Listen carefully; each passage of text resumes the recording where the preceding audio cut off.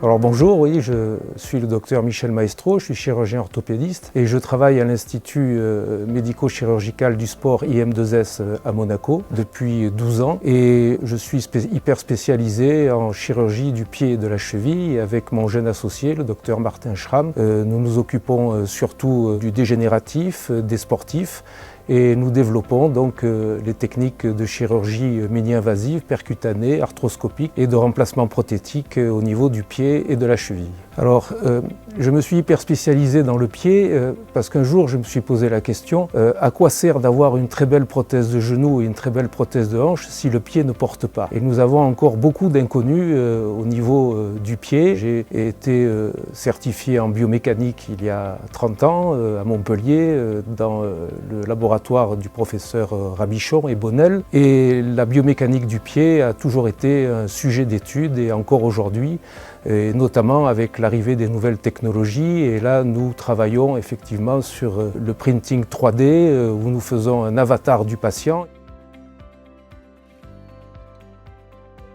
Alors, l'idée de la SIDAS Academy, c'est que vous avez une vision globale et une vision spécifique, notamment au niveau du pied, et que vous avez eu l'idée d'avoir une partie d'éducation, une partie de training et une partie de connexion au niveau des individus. Ça veut dire que le résultat va être pour l'individu de mieux se connaître à travers son pied. Le pied est symboliquement le début de la conscience.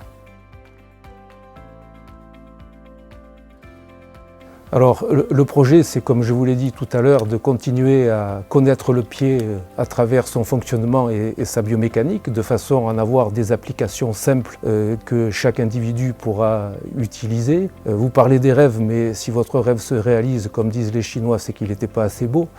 Donc le rêve doit rester secret. Et je pense qu'il y a un message à faire passer, c'est que nous avons aujourd'hui un vieillissement de la population. Et le message, c'est lorsque vous décidez de passer la cinquantaine, il faut mener ça comme un sport. Parce que le but, c'est d'être autonome le plus longtemps possible.